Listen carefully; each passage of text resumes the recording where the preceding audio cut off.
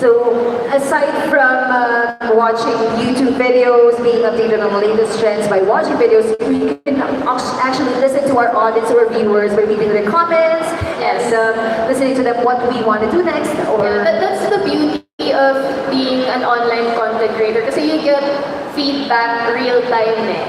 Yeah. all right. So after we do the research, the next step that we have to do is Conceptualize. So this is where creativity comes in. This is where you inject the gimmick and treatment for how you can make the format your own.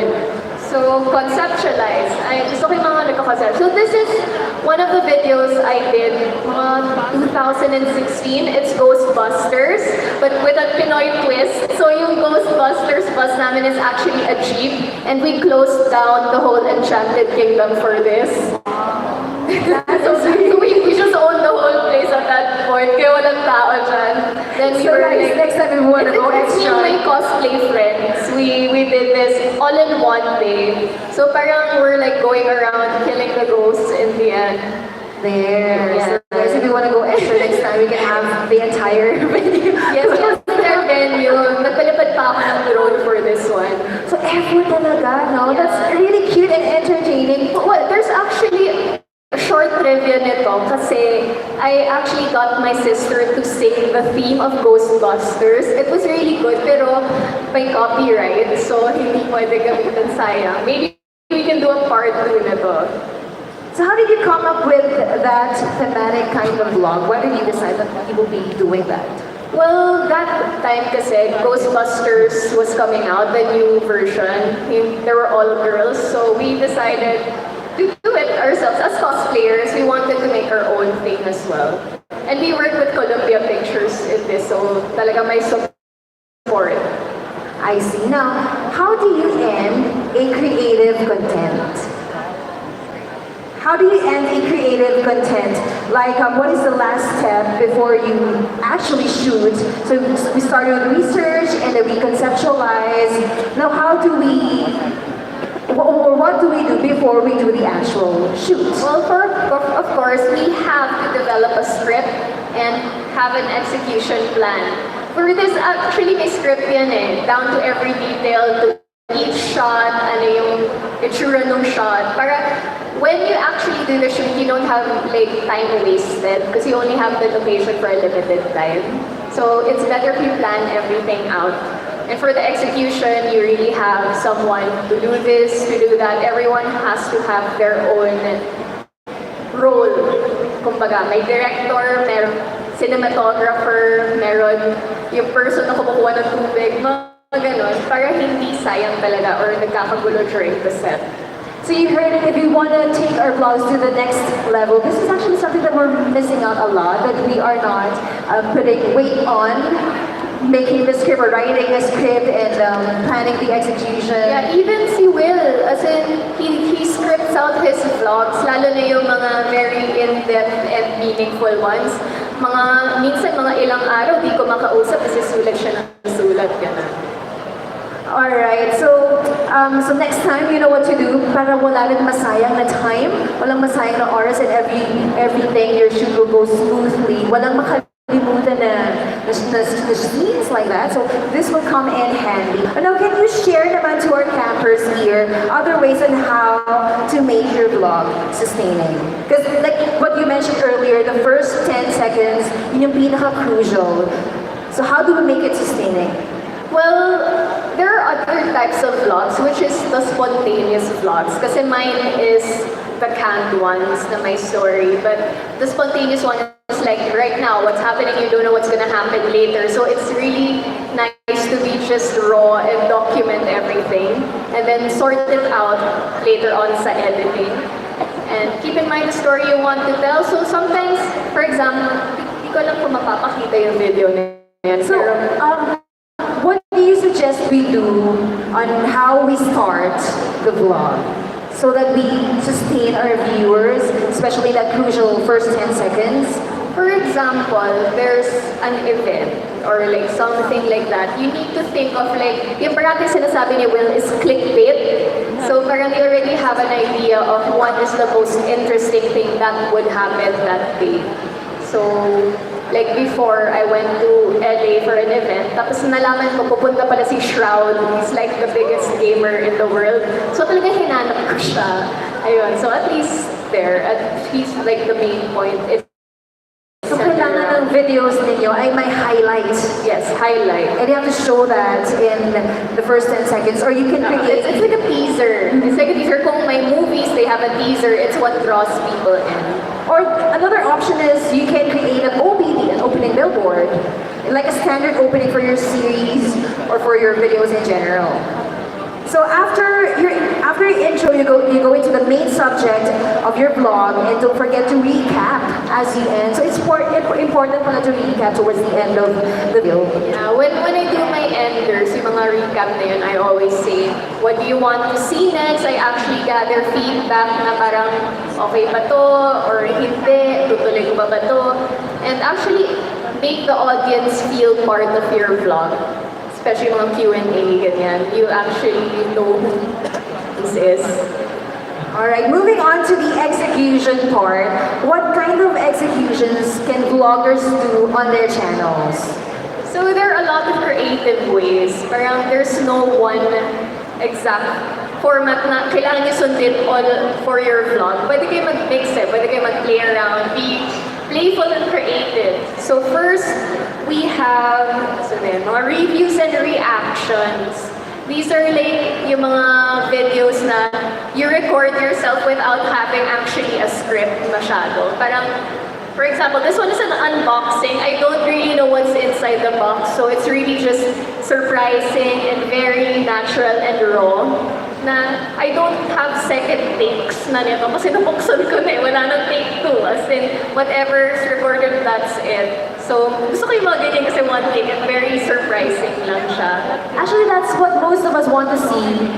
You know, just raw video of you commenting about a particular product or a particular food or anything at all, a place, often based on your personal experience. Okay, so next one naman. Next up, we have our features. So for this one, we were in Cebu and I shot the house of one of my friends. And it reminds me of Iron Man because it's Alexa. It's equipped with Alexa throughout the entire house. So it's very new to me kasi I haven't seen anything like that. And I just wanted to share the experience with everyone. So actually before this video, the owner of the house already toured me, so I knew everything about it. And then ginawa ko na lang siya ulit mag-isa kasi shy yung may-ari. Yeah, so you won't see him in this vlog. There's just there hiding somewhere. I'm sure a lot of you guys have seen this video.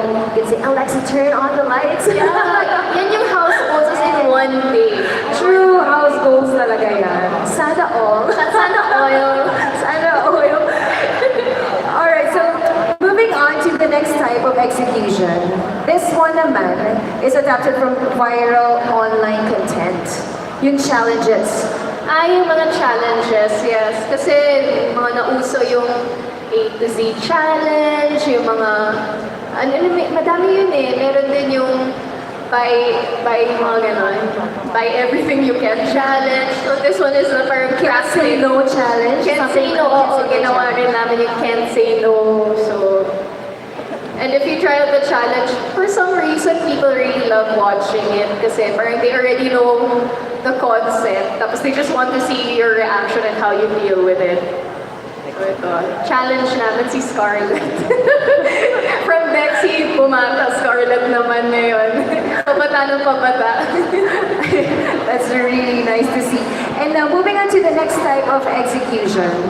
This type naman, we call this the personal journal or a day in your life. A day in the life. So this one naman is like a window to how you actually spend your day. Because that's what a lot of artistas do.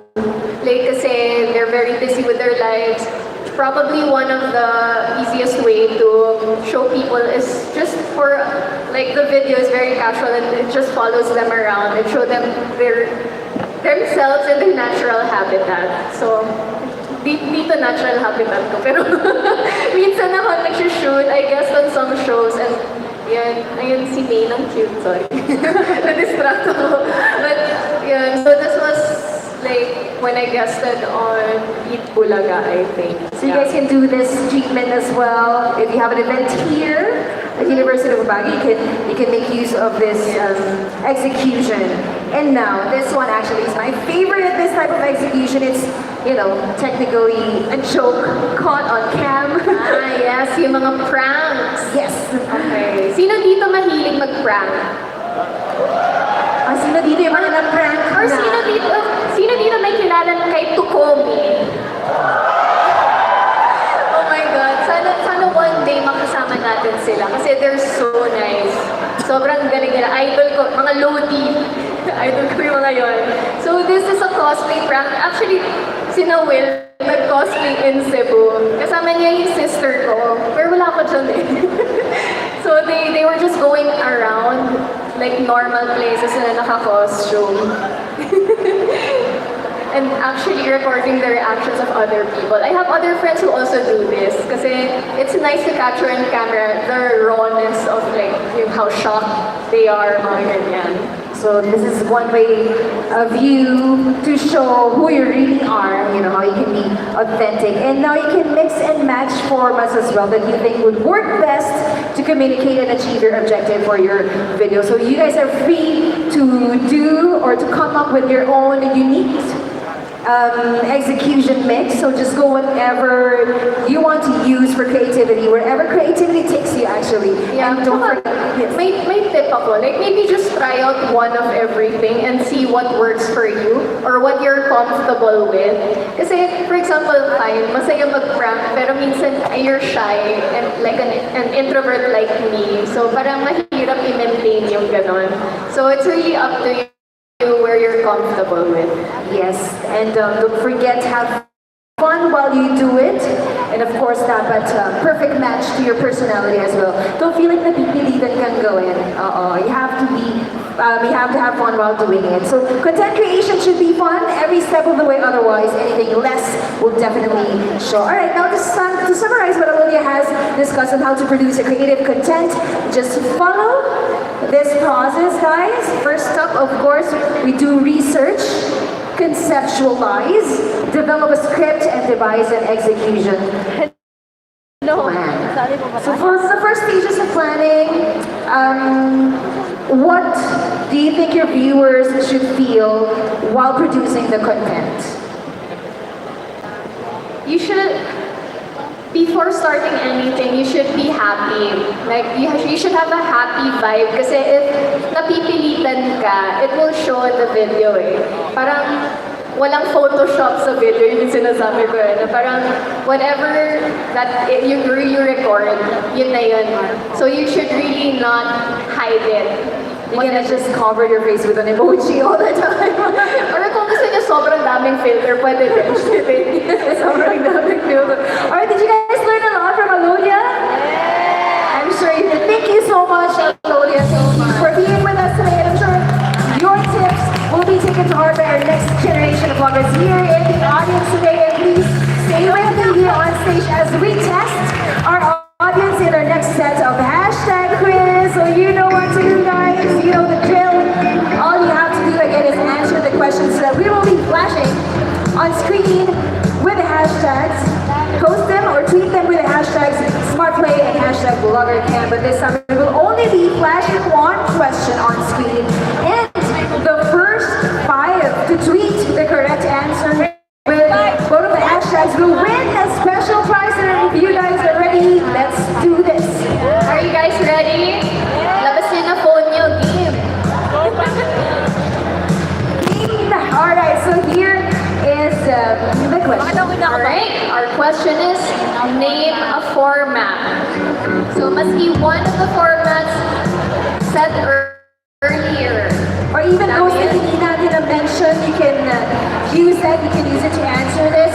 I can't actually tell us who's the first person to tweet. The first 5 actually to tweet. Yes, don't forget the hashtag SmartPlay and hashtag BloggerCam when tweeting your answer. Should we give them some clues? Bigyan ba natin sila ng clues? Well, what do you do when you are, baka masabi ko na? Hindi ko naman pala ng mga to eh. Baka masabi ko na.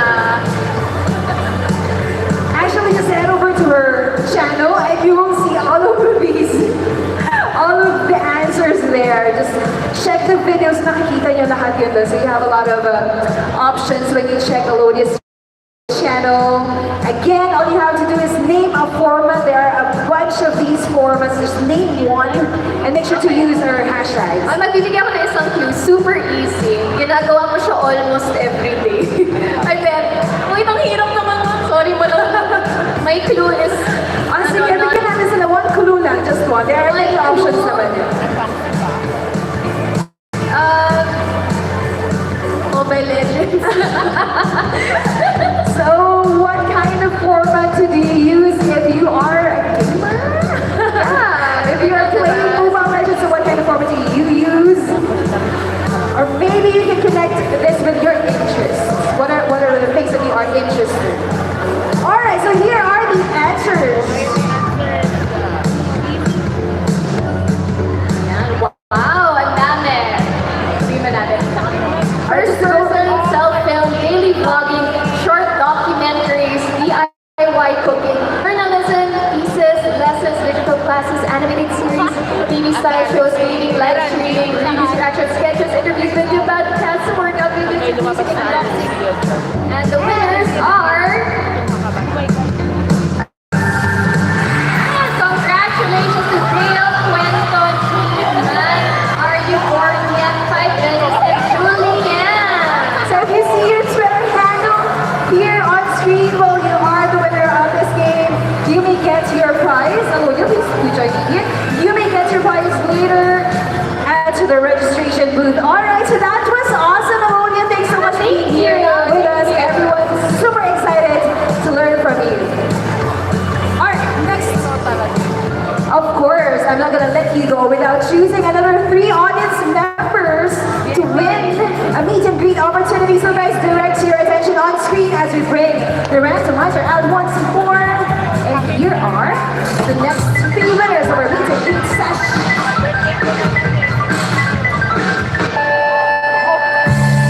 Wilson Estrada. Wilson Estrada, there you go. You see it. Next one.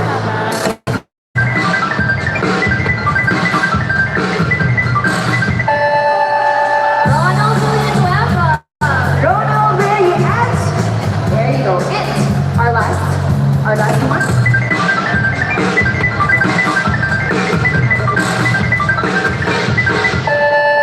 Carl Calvo. Carl Paolo, congratulations to our winners, and we'll see you later. We'll see you later, guys, after this show. Again, thank you so much, Alodia. Let's give her a big hand. Thank you so much, guys.